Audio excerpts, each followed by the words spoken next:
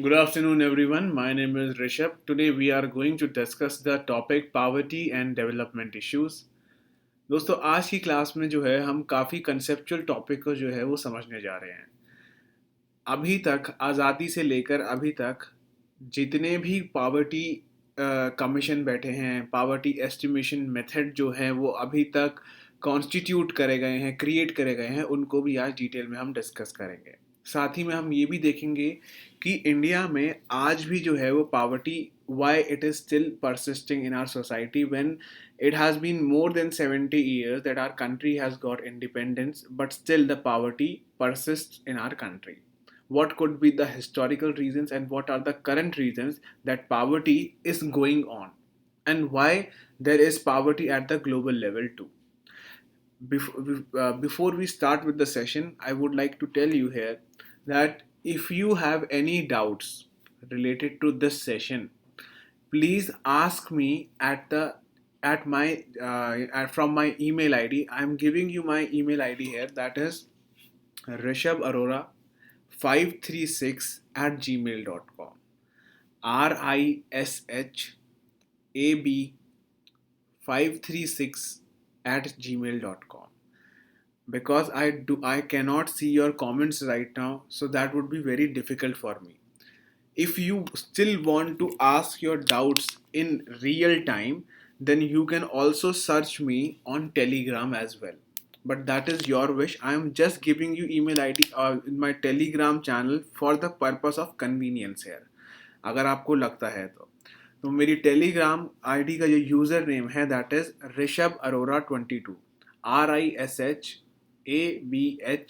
22, right? So this is the user ID if you want to ask your doubts in real time.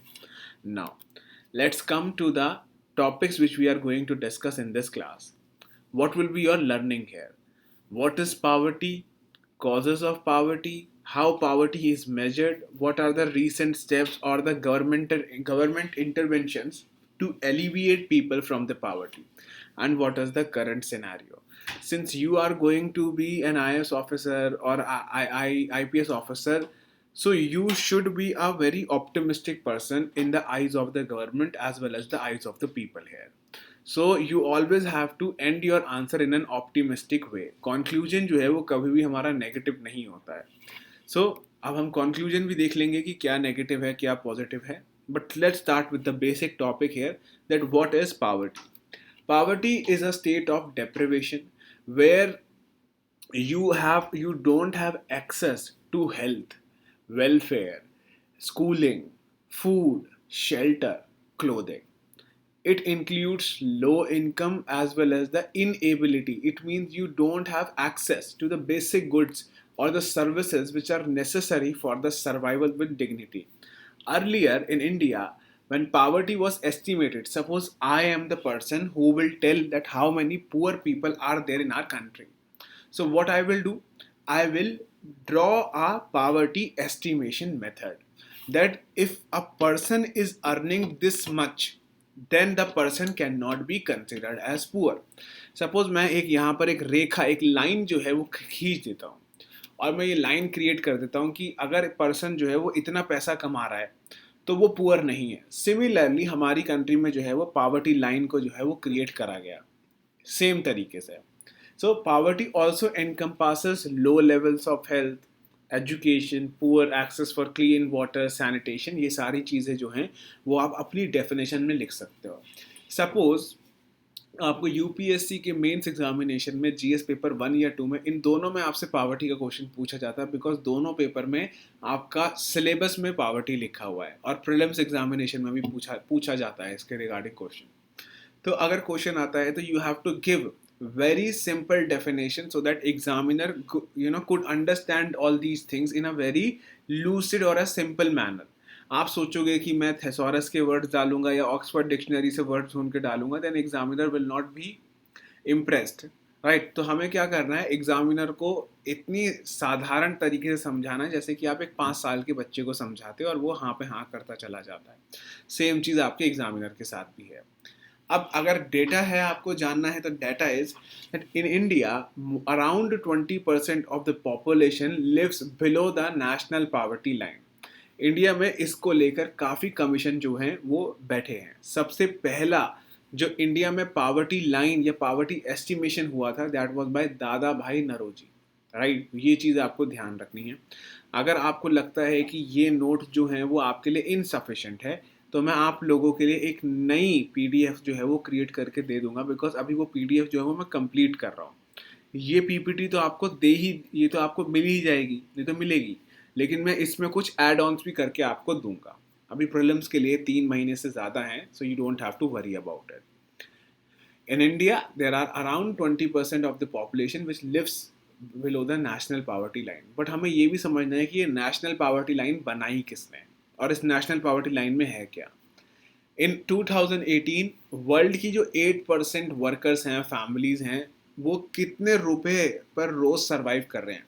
Suppose I am surviving on $1 a day, right, in 2020, then I will be considered as a poor person. When the poverty line was defined by the World Bank in year 1990, 1990 की बात कर रहा हूँ, आज से 30 साल पहले की बात, then it was considered that if you are spending $1 a day on your survival, then you are not a poor person. अगर हम इंडिया में उस समय पर एक्सचेंज करके देखेंगे तो इंडिया में उस समय पर डॉलर की जो वैल्यू थी वो अराउंड 30 से 40 रुपये थी। तो इसका मतलब तब भी यही हुआ कि अगर एक आदमी रोज़ का 40 रुपये खर्च रहा है तो वो गरीब नहीं है। अब 2018 में कितना बता रखा है, 8% of the workers are and families lived on less than $1 1.90। अब वर्ल्ड बैंक ने उसी डेफिनेशन को जो है वो मॉडिफाई करके 1 के आगे 0.90 और लगा दिया because of the inflation as well. तो इंटरनेशनल पावर्टी लाइन क्या है, 1.90, और ये वर्ल्ड बैंक ने इस समय पर डिफाइन कर रखी है। आप पावर्टी जान ली तो ये भी देख लेते हैं कि पावर्टी कितने तरीके की यहाँ पर होती है। There are two main classifications of the poverty. Absolute poverty का मतलब यहाँ पर ये है that I am giving you a threshold here. Suppose if you are not spending $1 a day, then you will be considered as an absolute poor here. So what will happen? जैसे इसमें लिखा हुआ है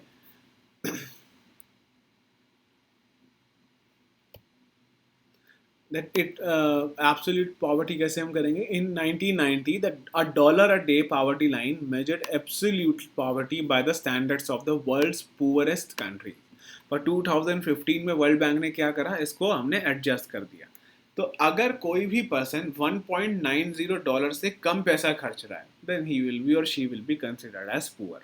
बट रिलेटिव पावर्टी क्या होती है, it is more of like a difference between a middle class man and a rich people, that middle class people are relatively poor than rich people. इसका मतलब क्या है, that you have a Mercedes here but I have a scooter, right, तो I am relatively poor.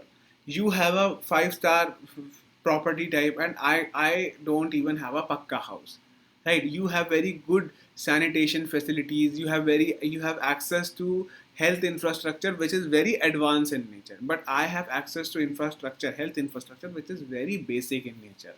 It means it does not include very good equipments of diagnostics, right? So you are relatively rich than me and I am relatively poor than me. So it is more of a that you are, it is more of a measure for standard of living कि आपका जो standard of living है वो काफ़ी high है, मेरा standard of living जो है वो इतना अच्छा नहीं है यहाँ पर, right? So usually relative poverty is measured as the percentage of the population with income less than some fix proportion of median income. तो सरकार ने इसी के लिए एक ऐसी भी कुछ कैटेगरीज बना रखी है। जैसे आप इनकम टैक्स में देखोगे, as your income increases the rate of the tax increases. तो सरकार ने क्या कर रखा है कि आपने देखा होगा कि अगर गवर्नमेंट में यहाँ पर सपोज एक अफोर्डेबल हाउसिंग का प्रोजेक्ट है तो उसमें आपने फ्लैट्स के नाम देखे होंगे, LIG, MIG, HIG, that is nothing but low income group, middle income group और हाई इनकम ग्रुप। सेम चीज़ आप अल्ट्रा रिच के लिए भी देख लीजिए, जिनकी सैलरी जो है वो सालाना, I am talking about per annum salary, जो पूरे ईयर जो आपका पैकेज होता है, इफ़ योर सैलरी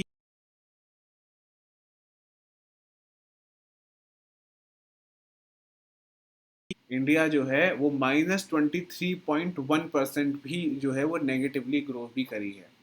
जैसे ही हमारा लॉकडाउन के बाद पहला क्वार्टर था. So I hope you are able to understand what I am saying, what is the contemporary perspective here. Economists and policymakers estimate absolute poverty as the shortfall in the consumption expenditure from a threshold called the poverty line. Absolute poverty के बारे में हमें पता चल गया, लेकिन ये absolute poverty जो है वो हम उसको कैसे डिफाइन करेंगे, उसके लिए हमने एक poverty line basket बनाई है.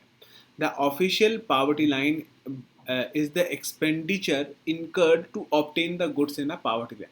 अगर आप ये सारे सामान को खरीद सकते हो तो आप poverty line के ऊपर हो. ठीक है.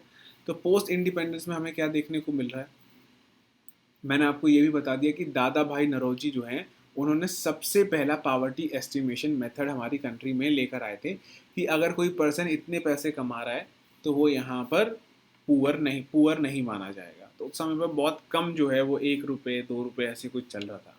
लेकिन हमें देखना है पोस्ट इंडिपेंडेंस पावर्टी एस्टिमेट्स क्या है.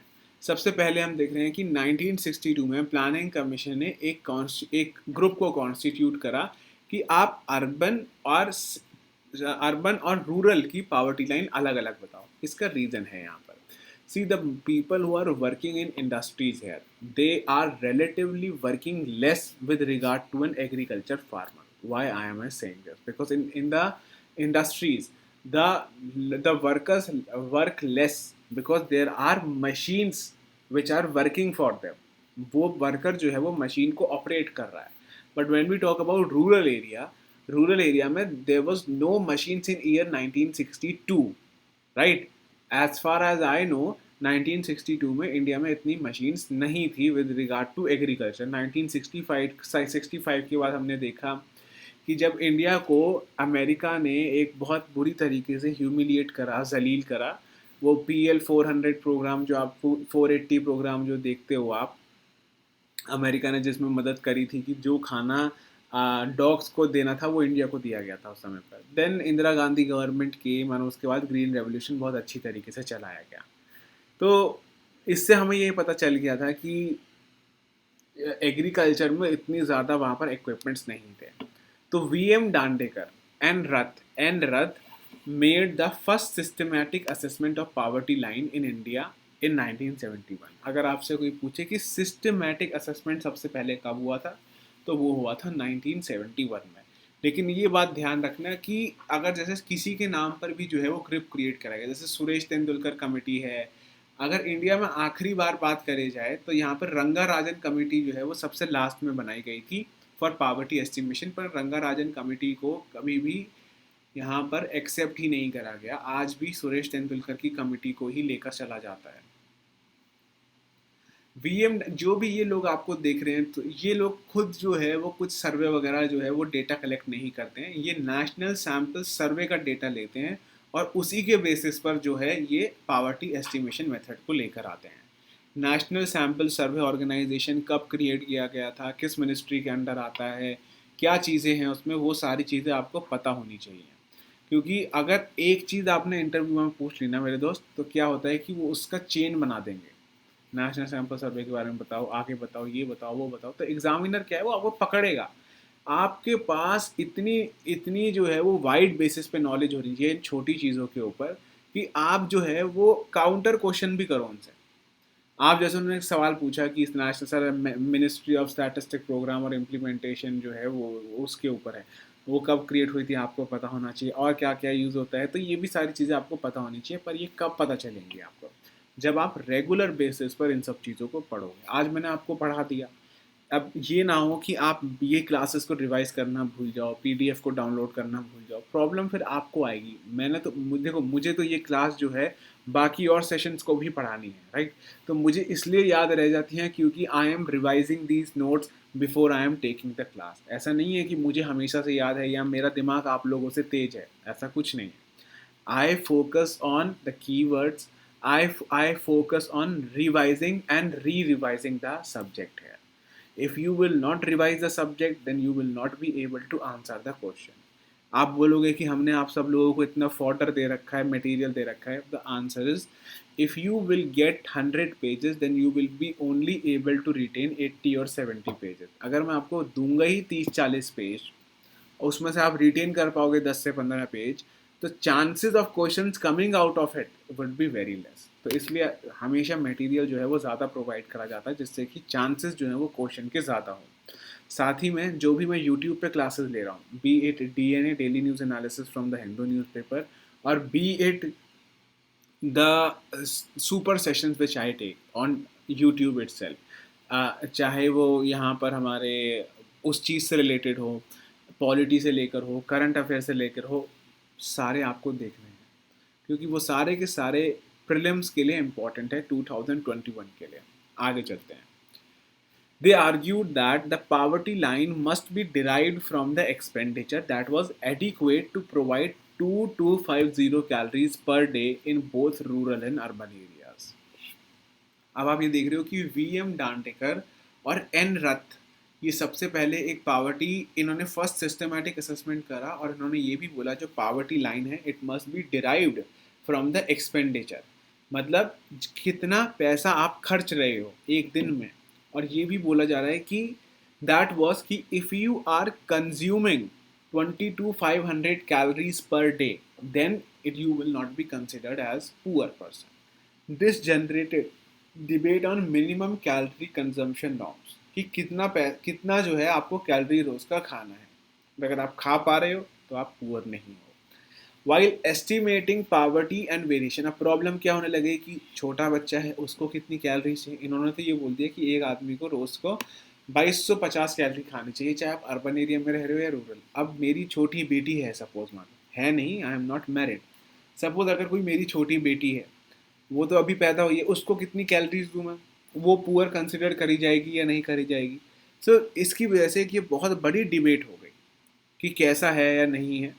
तो how will we do that? If a person is above 60 years, should he or she consume more than 2000 calories in such age? So this is a debatable topic है। तो ये जो poverty line का जो method लेकर आए थे ये बहुत ही फ्लॉड था, पर इंडिया में जो है ये बहुत ज़्यादा तक आगे तक चलेगा, 2006-7 तक देखने को मिलेगा आपको। आप पावर्टी लाइन बास्केट के बारे में बात कर लेते हैं। Poverty line basket comprises goods and services considered essential to basic standard of living, मतलब फूड, क्लोथिंग, रेंट। आपको पता होना चाहिए कि पावर्टी लाइन बास्केट होता क्या है।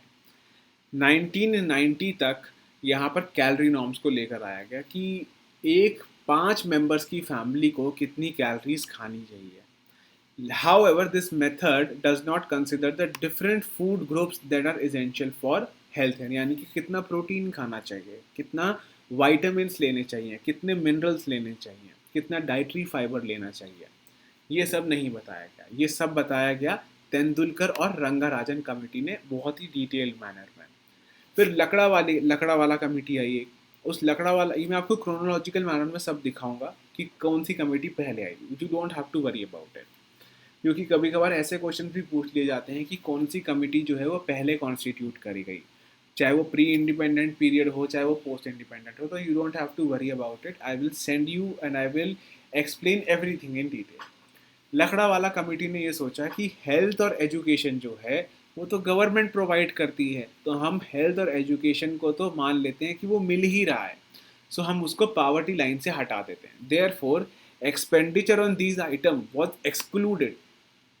समझ रहे हो आप कि हम इसको एक्सक्लूड ही कर रहे हैं यहाँ पर from the consumption basket it proposed. Since the expenditure was reduced, कि आपको खर्चा करना ही नहीं है, because it is the state's responsibility to spend on education as well as health.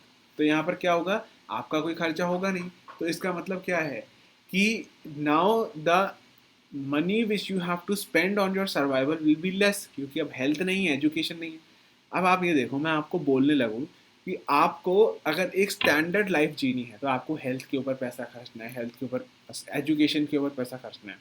Suppose मैं आपको बोल दूं कि आज के बाद जो भी पैसा खर्च होगा हेल्थ और एजुकेशन में वो मैं खर्चूँगा, तो डोंट यू थिंक कि आपकी जो सैलरी है वो डिस्पोजेबल इनकम आपकी बढ़ जाएगी। वो इसलिए बढ़ जाएगी क्योंकि आपको पैसा आप खर्चना ही नहीं है।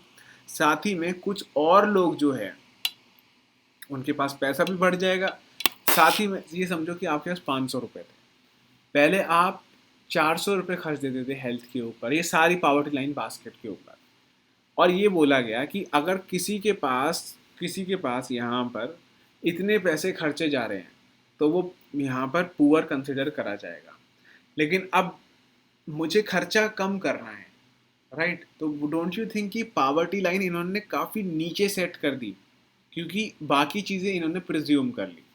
तो इससे क्या हुआ, percentage of people living below the poverty line in the 1993 it rose from 35.97 to 45.3, right? ये तेंदुलकर कमेटी के बाद हुआ, लेकिन तेंदुलकर कमेटी ने क्या ये सारी चीज़ें इंक्लूड कर दी, हेल्थ और एजुकेशन। पहले ये सारी चीज़ें इंक्लूडेड नहीं थी, तो तेंदुलकर कमेटी आई तो उन्होंने क्या बोला, ये हेल्थ और एजुकेशन को तो कभी ऐड ही नहीं करा गया। इंडिया में तो इतने ज़्यादा प्राइवेट स्कूल्स हैं कि हम क्यों एज्यूम कर लें कि यहाँ पर सारे के सारे स्कूल्स या एजुकेशन जो है या हेल्थ फैसिलिटीज़ जो हैं वो यहाँ पर गवर्नमेंट ले रही है। हमने इन सब चीज़ों को मना कर दिया फिर, और उसके बाद हमने देखा था number of the poor people in our country increase exponentially. अब इशू क्या है इन पावर्टी लाइन बास्केट में? पावर्टी लाइन बास्केट में इशू ये है कि जो 1962 का वर्किंग ग्रुप था, इन्होंने तो ना एज डिस्कस करी और gender specific calorie requirement. If a woman is pregnant then how much calorie should not allowed, or especially in the patriarchal society they are not allowed to have a right over their body, right? So woman is not aware about all these rights. Since the prevalence of illiteracy is high in states like UP, Bihar, you will see the population growth in these states will be very high as compared to states like Tamil Nadu, states like Kerala, because the literacy rate in the states like Kerala is very high, and women are very much aware about these rights. Low rate of economic development. What has happened here? Economic development has been low in India. 1947 से अगर आप 1990 तक देखोगे तो economic growth या development जो है वो बहुत धीमे पेस पर हुई है। Low productivity in agriculture as is also one among the region here. Low productivity का मतलब क्या है? आप बोलोगे, इस पॉइंट को बहुत लोग काउंटर करेंगे कि that why are you saying that in India there is low productivity in agriculture. In 2019 में क्वेश्चन आया था in prelims examination, which of the following is the largest exporter of rice in the world? Answer इसमें option बता देता हूँ, China, India, USA और Brazil, कुछ ऐसी ऑप्शंस थे। ये तीन ऑप्शंस तो ज़रूर थे, चाइना, इंडिया और ब्राज़ील, या ये यूएस है। तो आंसर था India, but one of my student marked China here because China ज़्यादातर चीज़ों में आगे है। So he asked me sir that you always keep saying that India की जो लो प्रोडक्टिविटी है एग्रीकल्चर की, but India is still a largest exporter of rice, right? जब आप ये बोल रहे हो कि इंडिया में लो प्रोडक्टिविटी है तो इंडिया आंसर तो होगा ही नहीं। मैंने कहा कि यहीं पर आपने क्या है कि आपने लेक्चर मेरा आधा सुना था। मैं आपको ये सच बात बता रहा हूँ, मैं झूठ नहीं बोल रहा हूँ। इससे पहले मैं किसी और पोर्टल पर जो है वो मैं पढ़ाया करता था, दैट वाज अनअकैडमी प्लस। तो मैं मतलब some of the student asked me sir आपने तो ये पढ़ाया था लेकिन तब भी हम गलत करके आए हैं, क्योंकि मैंने कहा था आपने पूरी क्लास नहीं देखी है। जैसे ही हमारा ये सोशल इश्यूज़ की 7 क्लासेस ख़त्म होंगी, I will be also taking classes with regard to agriculture. हमारी 5 क्लासेस जो हैं वो एग्रीकल्चर को लेकर होंगी फिलहाल। तो I told them that I told you that in India the productivity in agriculture is very low, right? But still answer could be India. They asked me how. Because the net sown area in India is the largest in the world. Let me tell you why. Or let me tell you how. See, if you are cultivating a crop in 1 hectare, you have 1 hectare of land, I have 1 hectare of land. You are in United States, I am in India. In that 1 hectare of land, what happened? You also cultivated rice, I am also cultivating rice. You are from USA, I am from India. In that particular hectare, you were able to grow 50 kgs of rice. 50 kgs of rice. You are in USA. In the same hectare, in the same area in which you have cultivated, I was given a chance that you have to cultivate a rice now. So I was able to cultivate only 20 kg of rice because my field is not such fertile field, or the yield, the growth in my country or in my soil is not very good. But still India is the largest exporter of the rice, because the area under agriculture in India is very large. In India, it is more than 150 million hectares, which is considered as net sown area. अगर आप gross sown area के बारे में बात करोगे तो वो 190 million hectares है, राइट। तो आप ये देखो कि इंडिया में एग्रीकल्चर लैंड इतना ज़्यादा है कि इसलिए प्रोडक्टिविटी कम होने के बावजूद भी इंडिया इतना ज़्यादा राइस उगाता है, इतना ज़्यादा वीट उगाता है, क्योंकि हम इतने लार्ज एरिया पे ऑपरेट कर रहे हैं। This is the answer to the question. बाकी वो न्यूज़पेपर में भी क्वेश्चन मतलब करंट अफेयर आए थे।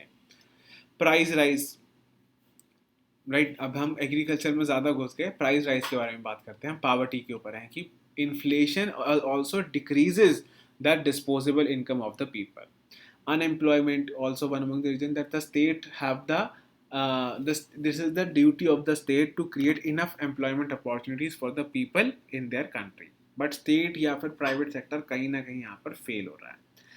Lack of capital and entrepreneurship, अब since the COVID times have emerged, people have lost confidence in the market. People को लग रहा है कि then why should we invest in the business? No, there is no sale in going in the market. Also, they have closed down their businesses. So don't you think with the increase in the unemployment, the investment in the capital has also decreased here? Climatic factors as well. आप ये देखो, अगर बिहार में flood आ जाता है, किसी की agriculture field खराब हो गई, किसी का घर बर्बाद हो गया, तो इससे भी बहुत से लोग जो हैं वो पावर्टी लाइन के नीचे फॉल कर जाते हैं।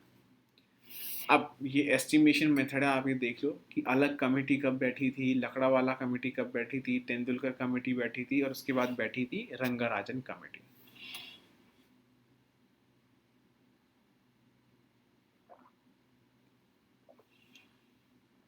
आगे चलते हैं। ये अब हम यहाँ पर क्रोनोलॉजिकल मैनर में डिस्कस करेंगे, क्रोनोलॉजी पूरी, ठीक है। वैसे होम मिनिस्टर बोलते हैं कि क्रोनोलॉजी को समझिए, वैसे आज भी हम क्रोनोलॉजी को समझते हैं। A working group was set up in 1962 to estimate the poverty line of the country.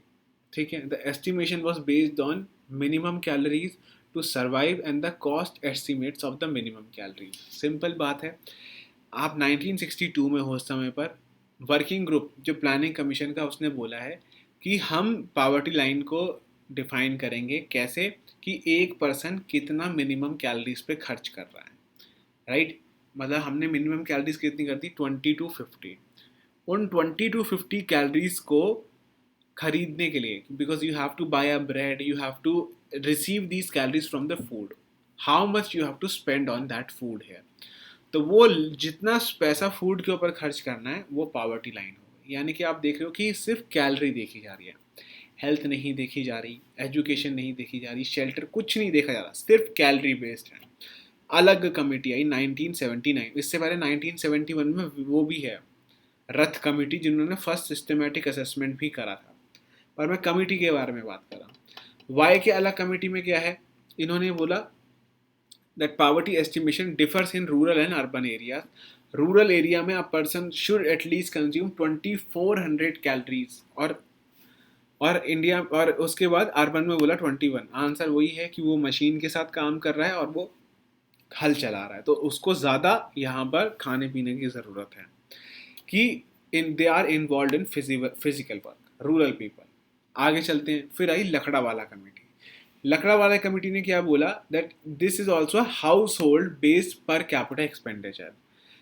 पर इन्होंने भी सेम ही मेथड यूज करा जो कि अलग कमेटी ने करा था।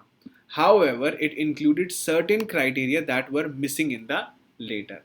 Health and education were considered during the estimation. Health and education were considered. Lakdawala committee ने बोला कि हेल्थ और एजुकेशन जो है वो तो यहाँ पर स्टेट कर रही है, राइट। तो हम यहाँ पर इसको पावर्टी लाइन में ऐड नहीं करेंगे। ये बात मैं आपको पहले भी समझा चुका हूँ, पर ये फुल्ली तरीके से यहाँ पर लिखा हुआ नहीं है। The committee used CPI, that is industrial labor, and CPI-AL, agriculture labor. इनको यहाँ पर क्या चेक करा, consumer price index. In this method, the minimum necessary per capita household expenditure is calculated to estimate the poor. ऐसी चीज़ें prelims में पूछी जाती हैं, तभी आपको पढ़ाया जा रहा है. Through this method, it was estimated that 36% of the population were BPL in 2004 and 5, and 22% of the population under BPL in 2011. आगे चलते हैं. फिर आई हमारी सुरेश तेंदुलकर कमेटी, और ये स्टेट सर्विस में क्वेश्चन पूछा गया था. Which committee introduce the Suresh poverty line basket. तो that was Suresh Tendulkar committee है. इन्होंने क्या बोला, that there should be a uniformity of poverty line, और इसी चीज़ के लिए सुरेश तेंदुलकर कमेटी को क्रिटिसाइज करा गया था. What do you understand by unity of poverty line और यूनिफॉर्मिटी, कि रूरल और अर्बन पावर्टी लाइन को एक कर दिया जाए. तो if a person does not have access to the any of the good mentioned under the poverty basket, then he or she is suffering from the poverty. This method uses the cost.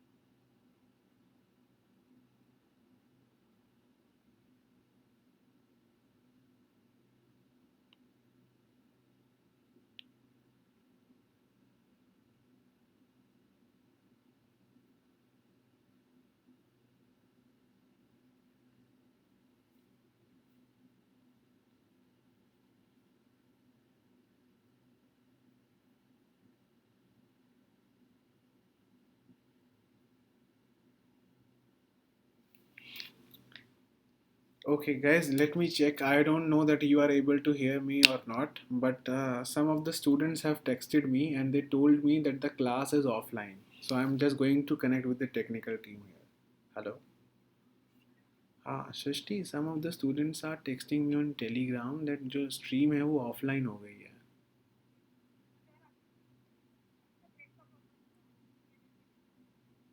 Okay. अच्छा अच्छा, चलो I will see to. ठीक है, मैं देखता हूँ.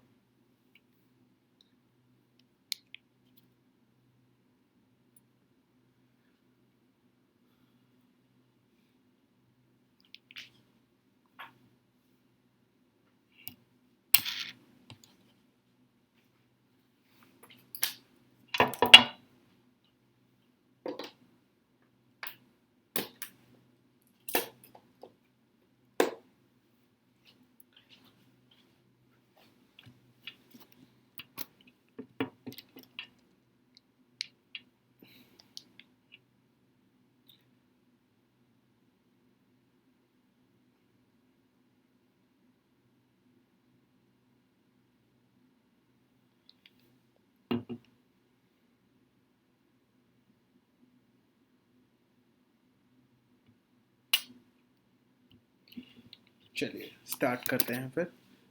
Now हम Suresh Tendulkar committee के ऊपर थे.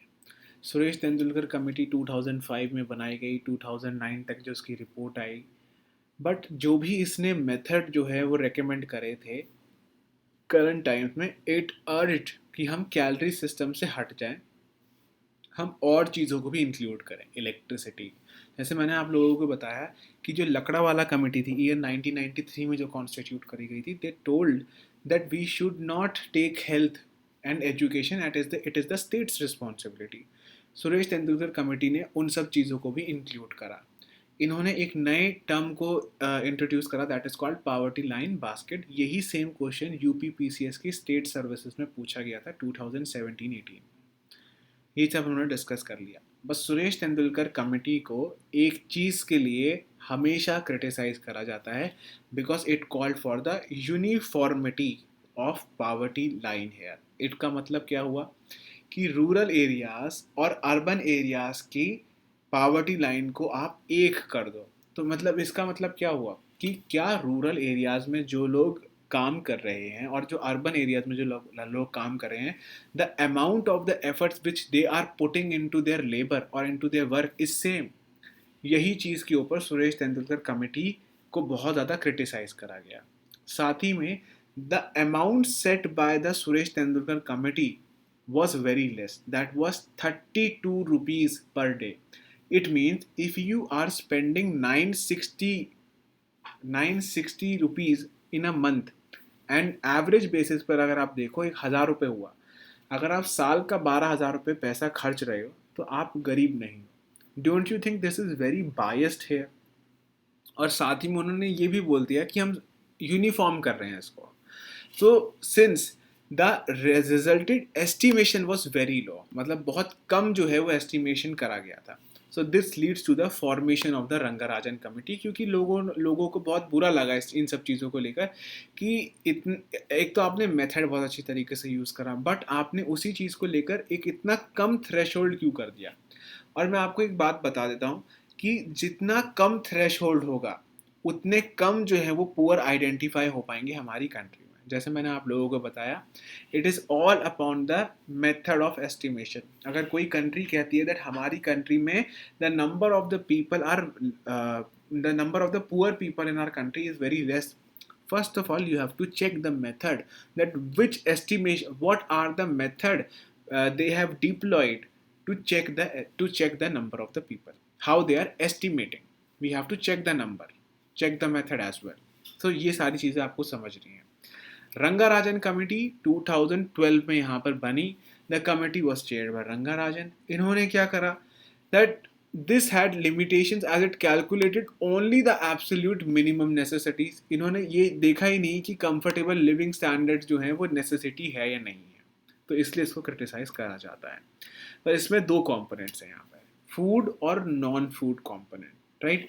It has taken monthly consumption. आप जैसे मैंने आपको बताया कि Rangarajan committee called for uniformity of poverty line rural और अर्बन की। यहाँ पर रंगाराजन नहीं, वो सुरेश तेंदुलकर है। रंगाराजन ने क्या बोला कि 32 rupees if a person staying in rural area should spend on daily basis. अब यहाँ पर 12,000 एक गांव वाले पर्सन को भरने हैं और 47 पर डे, यानी कि 15 रुपये ज़्यादा बढ़ा दिए। पहले 32 रुपीज़ अर्बन और रूरल के लिए दोनों थे सुरेश तेंदुलकर कमेटी में, राइट। तो 1407 IR इन अर्बन एरियाज, ये मंथली एक्सपेंडिचर है।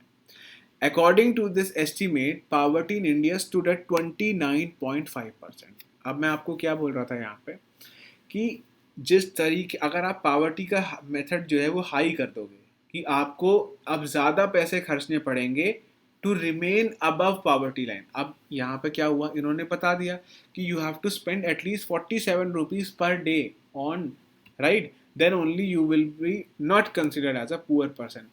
After the Rangarajan commission 100 million people were added to India's population. इसका मतलब क्या हुआ कि अब थ्रेशोल्ड ऊपर है तो 10 crore people were considered in poor population, more people were added in poverty। 10 crore लोग और ऐड हो गए यहाँ पर पुअर पॉपुलेशन में। तो गवर्नमेंट ने इसको यहाँ पर एक्सेप्ट नहीं करा। और इसका one among the reason that the government has not accepted this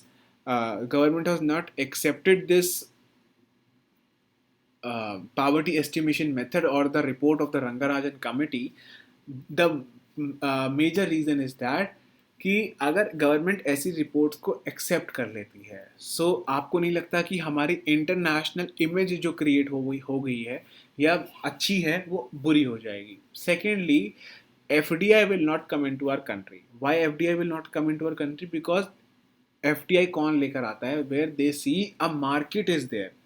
if more and more people in our country will be considered as poor, don't you think that why people will come in there and they will invest in the market? जब उनको लगता है कि जब उनका business यहाँ पर खुलेगा पर यहाँ पर कोई खरीदने वाला ही नहीं है, because everyone is poor here, right. So ये एक प्रॉब्लम है। थर्ड, अगर आपको पता चलेगा कि आपकी कंट्री में ज़्यादा से ज़्यादा पुअर लोग हैं तो जो मल्टीपल इंडेक्सेस होते हैं जैसे human development report, human capital index, इनमें भी हमारी रैंकिंग जो है वो और गिर जाएगी, राइट। अब रंगा राजन कमेटी में दो यहाँ पर कंपोनेंट हैं, फूड कंपोनेंट और नॉन फूड कंपोनेंट। एजुकेशन है, क्लोथिंग है, कन्वेंस है, यानी कि आने जाने का आपका क्या साधन रहा है, हाउस रेंट, और behaviour related expenditure. Food component इनको क्रिटिसाइज करा गया है क्योंकि कहीं ना कहीं ये वापस से फिर वो कैलोरी नॉर्म पर आ गई कि इतनी कैलोरी लेनी चाहिए। पर इन्होंने कहीं ना कहीं पर इस फूड कंपोनेंट को थोड़ा इंक्रीज करा कि आपको 15 से 17 ग्राम प्रोटीन खाना चाहिए, इतने ग्राम फैट खाना चाहिए। नॉन फूड कंपोनेंट जो है वो एक मोर of like a relative poverty की तरह है, that it defines the poverty line in terms of median और average consumption expenditure। अब हम बात करते हैं इनइक्वालिटी के बारे में। जैसे मैंने आप लोगों को बताया, अगर कोई भी डाउट है with regard to the topics which we are discussing today, kindly text me on my Telegram username, that is Rishabh Arora 22, RISHABH Arora ARORA 22, या मेरी email ID rishabharora536@gmail.com। आगे चलते हैं। Inequality refers to social and economic divide between the rich and the poor। हम सब लोगों को पता है the inequality in our country has been increasing, and how do we define or how do we estimate inequality in our country? Now, अगर हम यहाँ पर देखें कि हमारी कंट्री में टोटल प्रोडक्शन और टोटल सेल कितनी हो रही है, लेट्स डिस्कस अबाउट जीडीपी है। जीडीपी की फुल फॉर्म क्या होती है? Gross domestic product. अब इसको हम डिफाइन कैसे करेंगे? The number of the goods and the service produced in our country within the geographical boundary. India के अंदर जो भी नंबर ऑफ गुड्स और सर्विसेज प्रोड्यूस हो रही हैं उसको हम जीडीपी में इंक्लूड करेंगे, ठीक है। पर इसमें रेजिडेंट और नॉन रेजिडेंट का चक्कर नहीं है फिलहाल, वो फिर अलग आता है, फिर जीएनपी वगैरह में आता है वो, ठीक है।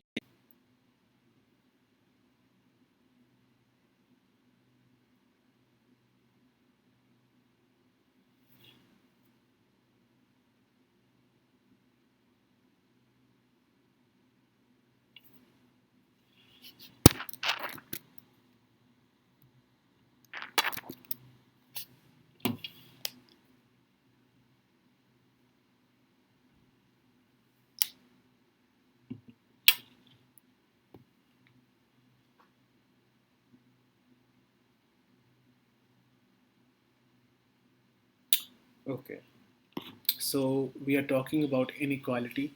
As I've already told you, the Mukesh Ambani owns so much asset that it will, if we will compare the assets of half of the Mumbai's population, then his assets will be proven more. So this is nothing but a crude manifestation of inequality in our country. Now, in the COVID period itself, when the country was under lockdown, a report came, that was Oxfam Time to Care report. Oxfam Time to Care report, right?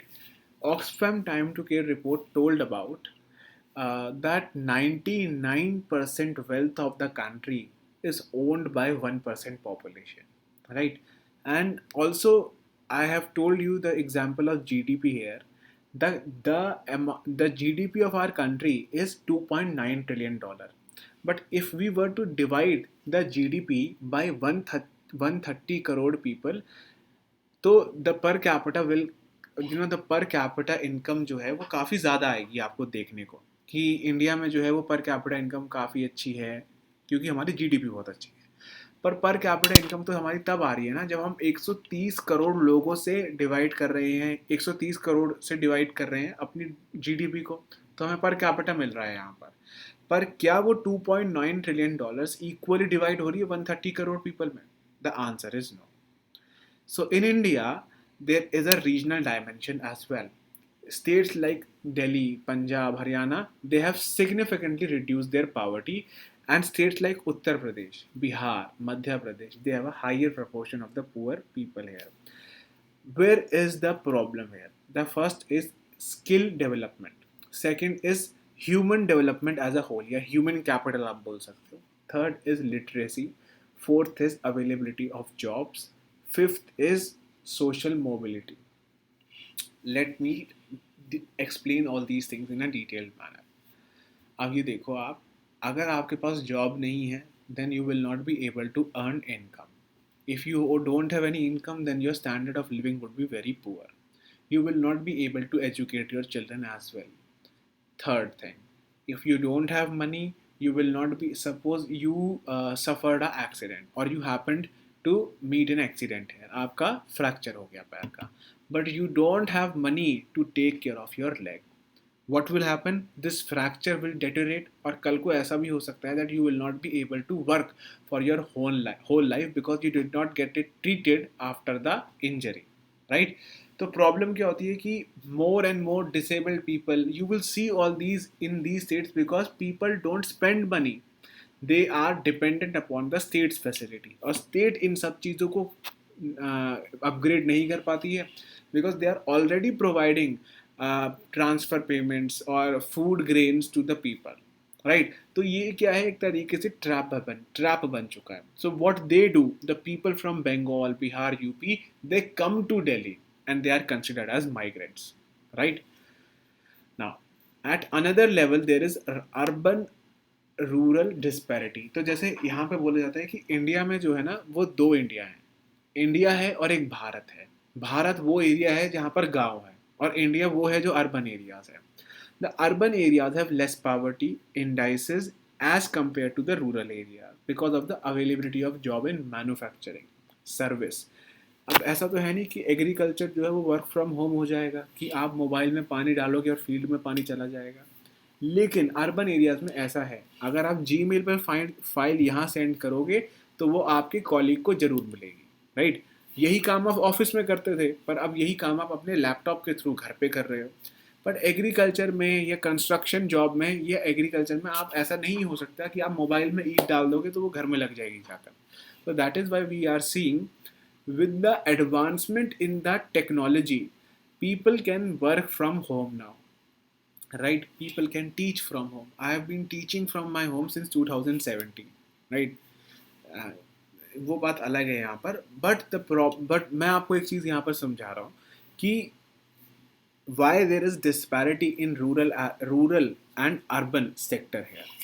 Even informal employment that pays a meager wage, मतलब बहुत कम veg देती है, that is mostly concentrated in urban areas.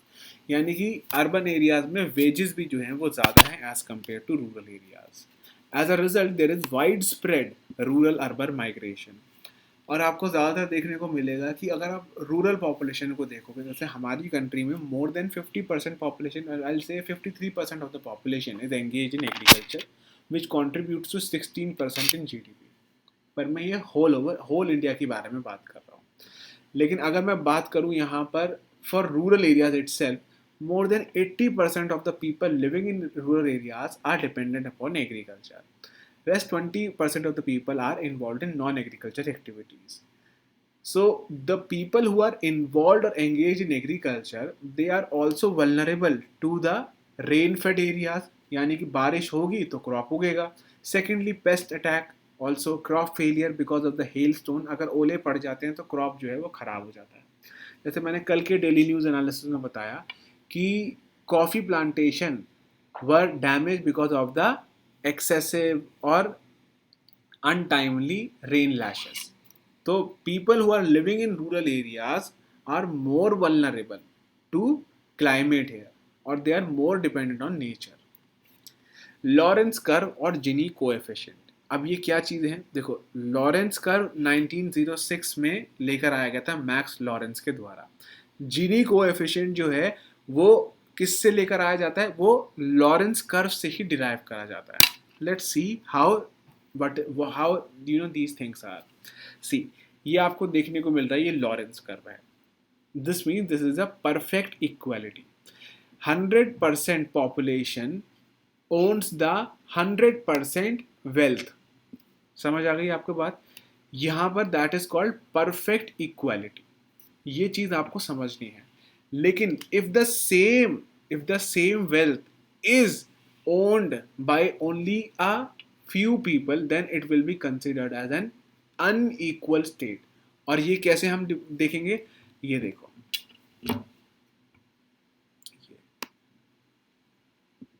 ये line देखने को मिल रही है. This shows the inequality gap in our country, और इसी को हम बोलते हैं यहाँ पर जिनी कोएफिशिएंट। तो पहले स्टेट सर्विसेज मतलब आप कोई भी यहाँ पर अगर वो निकालते हो, एक मिनट, किसी का मैसेज आ रहा है रिगार्डिंग क्लास। यस, तो yes the class is off online, right.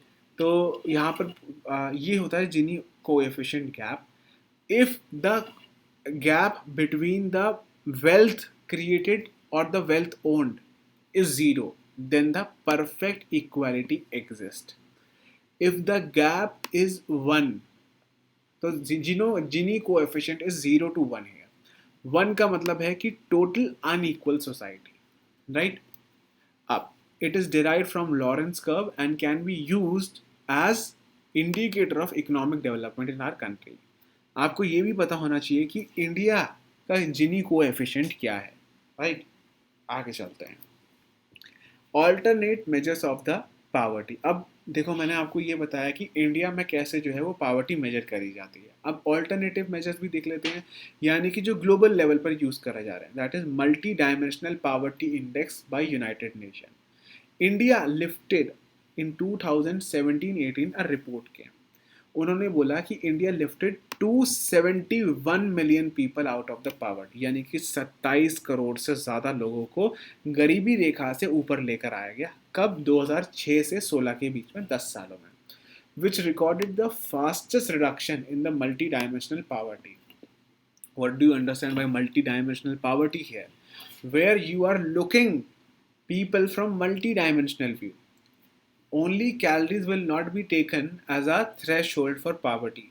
They will be also taking health, education, good shelter, clothing, medicine, water, conveyance, ये सारी चीज़ें जो है वो मल्टी डायमेंशनल पावर्टी में इंक्लूड होती है। अब इसको कौन लेकर आता है?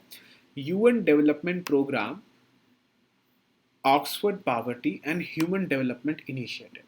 मल्टी डायमेंशनल 10 इंडिकेटर्स को ले रहे हैं यहाँ पर। न्यूट्रिशन क्या है, child mortality, schooling, school attendance, ownership of assets, access to proper house, electricity, drinking, water, clean cooking fuel, ये सारी चीज़ें।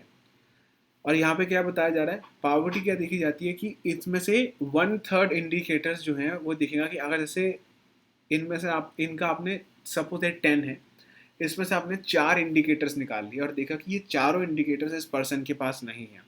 The person has not attended school, the person has not gone to school, he does not have any assets, as well as he is suffering from malnourishment as well, then this person will be considered as poor person.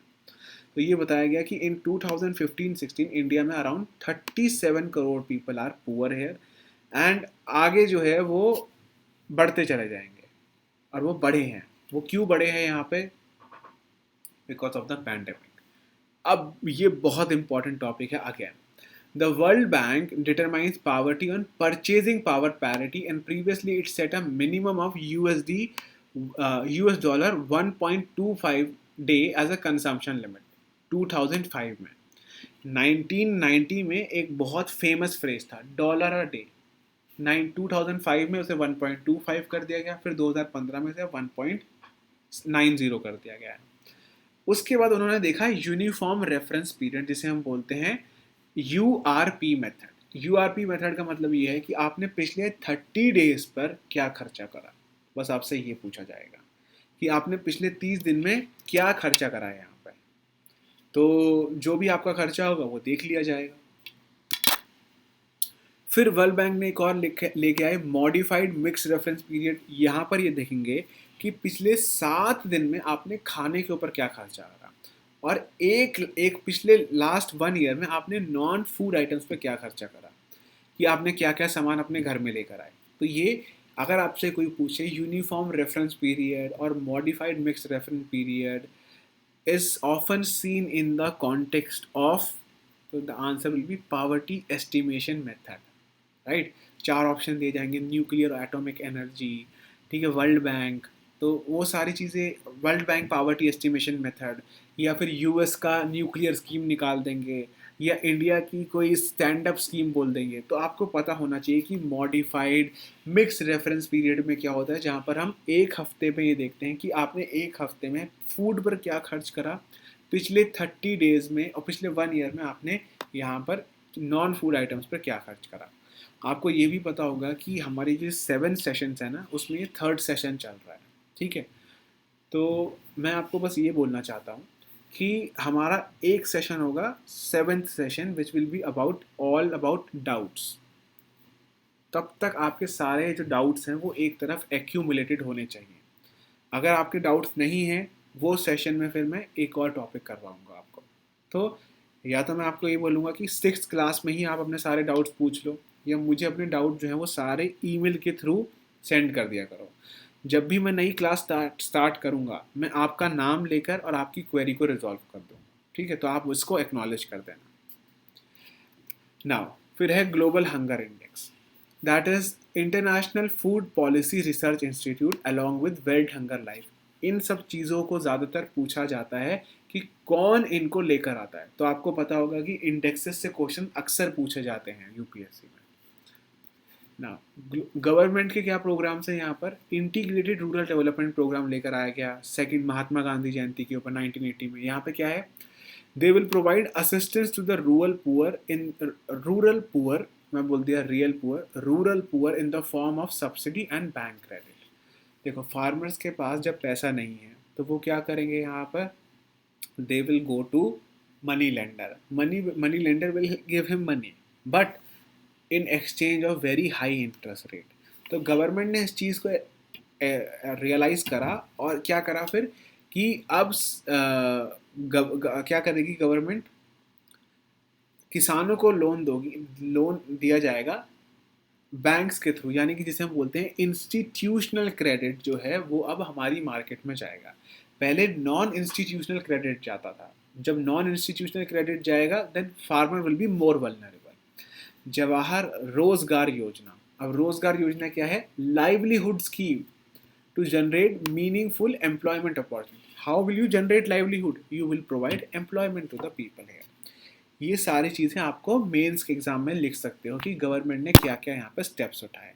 प्रधानमंत्री Awas Yojana, you have been given what, an affordable housing project. यहाँ पर आपको कम दाम में अच्छा घर मिलेगा। तो इसमें आपको उज्ज्वला योजना यानी कि गैस सिलेंडर दिया जाएगा, provide LPG to BPL, access to the toilet, sanitation, food for work program. यहाँ पर क्या है, to attain the food security in our country, people will work for particular number of hours in a day and they will be given food for a day here. So they are supplied to states free of cost. However, Food Corporation of India जो go down है उसकी जो supply है वो काफ़ी धीरे चल रही है।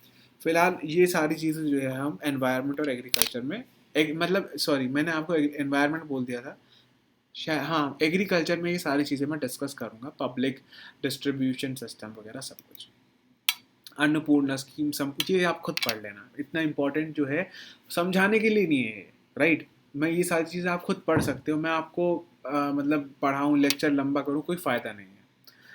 ये urban livelihood mission, rural livelihood mission, थोड़ा इनको ढंग से पढ़ लेना कि कैसे जो है मतलब ये इनमें क्या मेजर डिफरेंसेस हैं।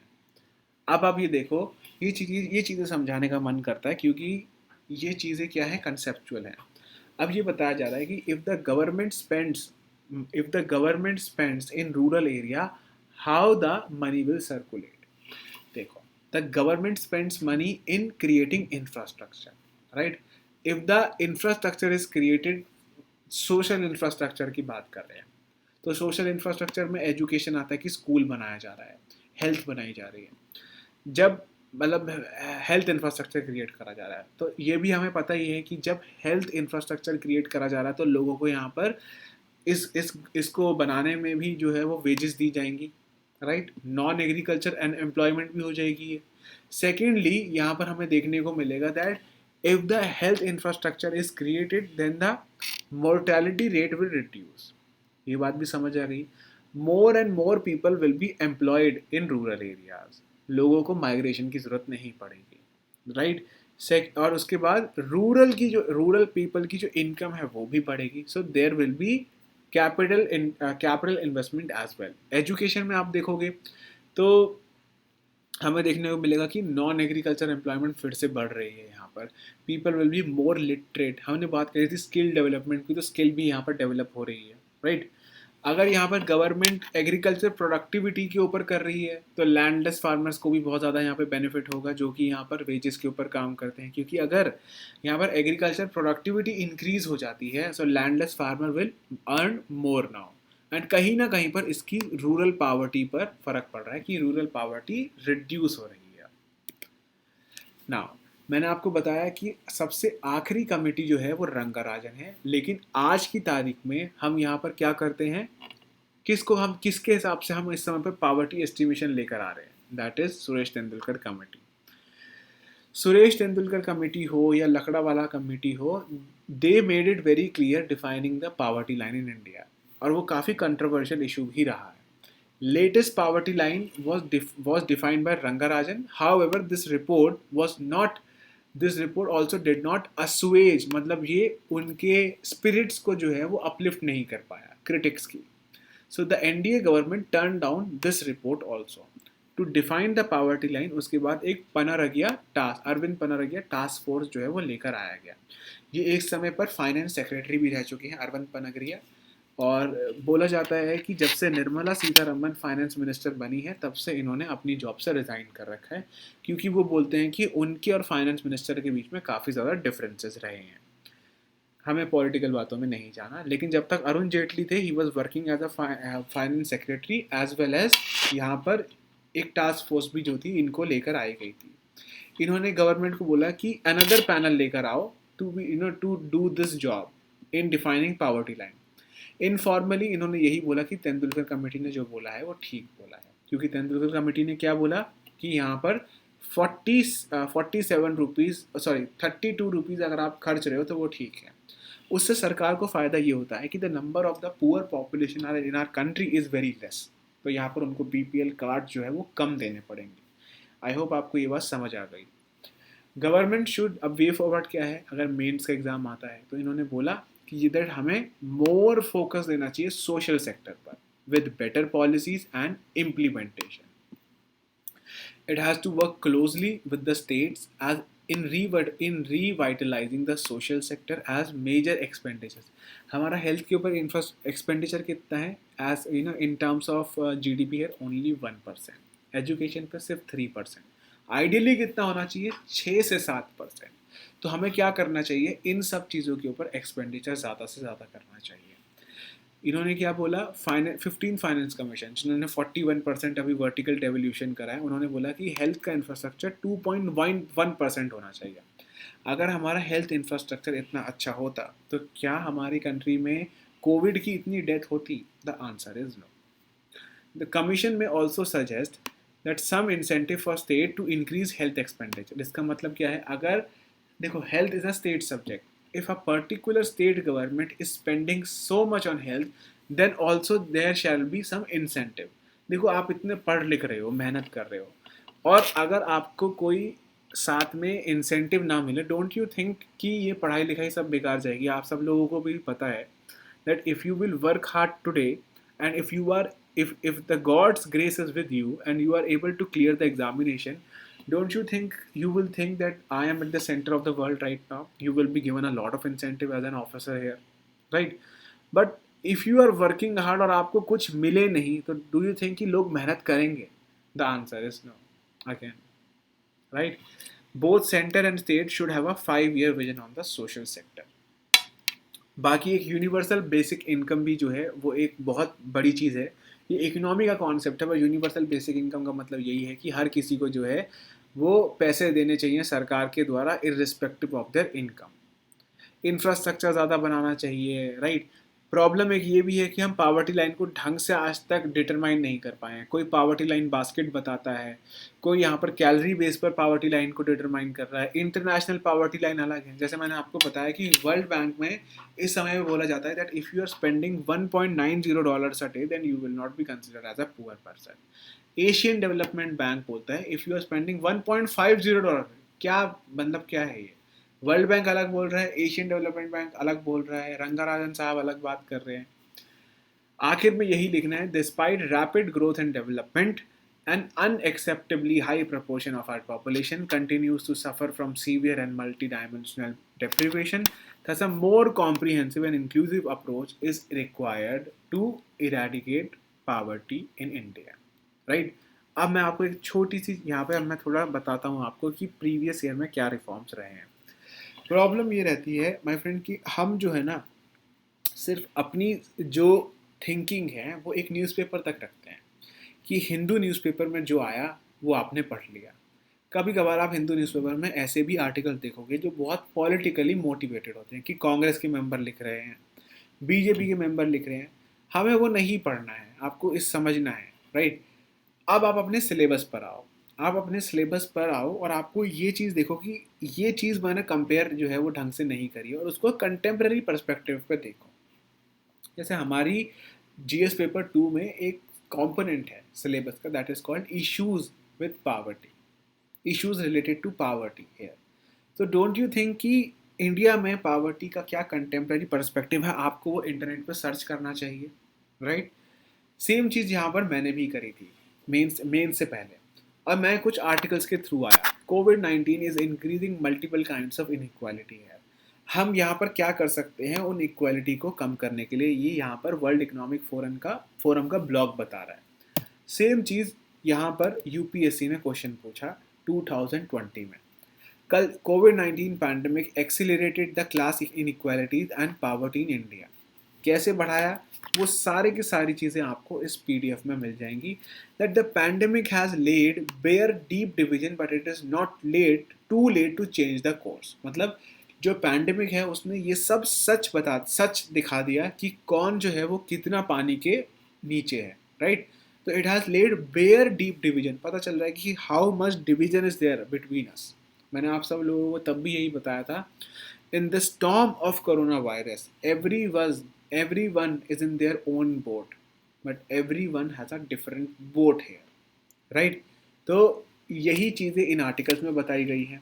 साथ ही में आपको ये भी बताया जा रहा है that how we can reduce the inequality. तो अगर आप ऐसे ब्लॉग्स को पढ़ते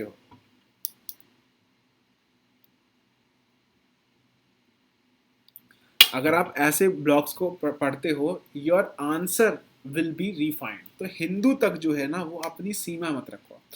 जब तक प्रीलिम्स है तब तक तो ठीक है, उसके बाद अपने होराइजन को इंक्रीज करना है. आगे आगे we will be also taking a mains guidance programme है. Right. So I am also taking mains guidance test जो आपके होते हैं ना कि मेंस टेस्ट प्रैक्टिस होती है.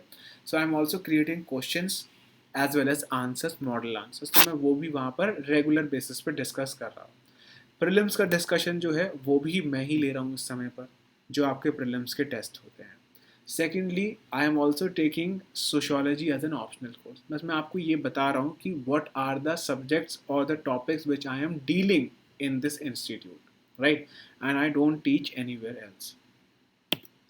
तो आई होप आपको ये चीज़ समझ आ रही है जो मैं बोल रहा हूँ. ये क्वेश्चन देखो आप, ये 2019 के प्रीलिम्स में पूछा गया था. In a given year in India, official poverty lines are higher in some states than in other states. बस इतना है. क्योंकि मैंने आपको बताया था in India there is regional dimensional as well. तो आंसर इसका ये है that the poverty rates vary from state to state. Price level vary. Right.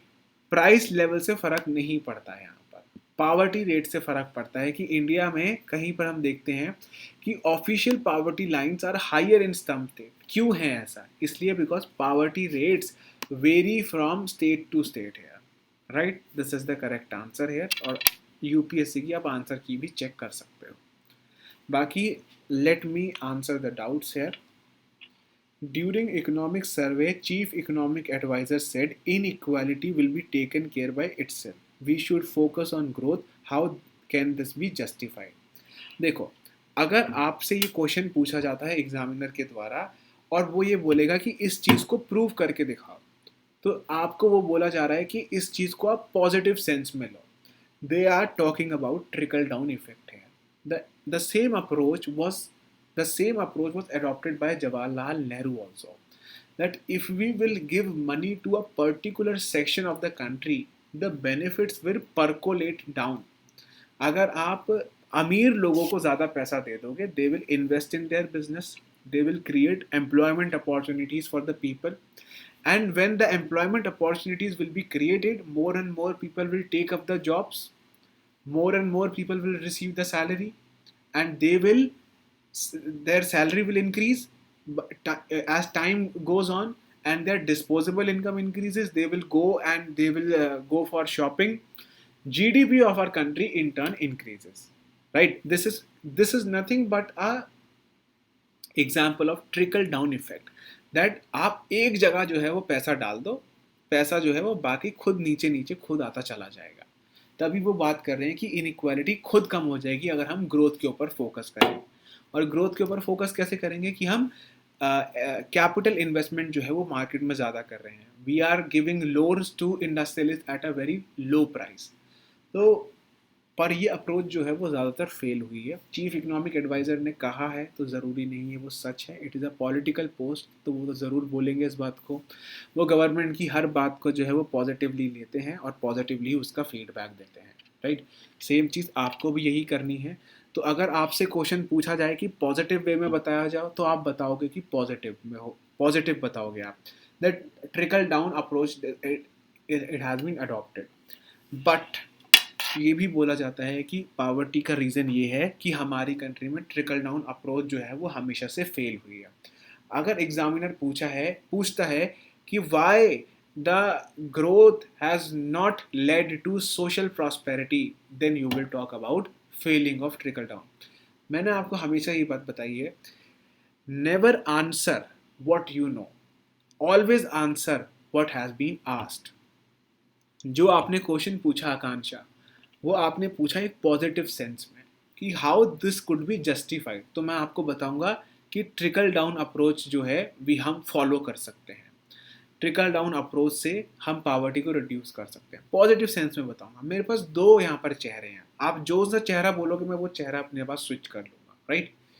So I hope this has been a wonderful session for us. और अगर और भी कोई doubt होंगे तो आप मुझे ज़रूर मैसेज करें, ईमेल करें।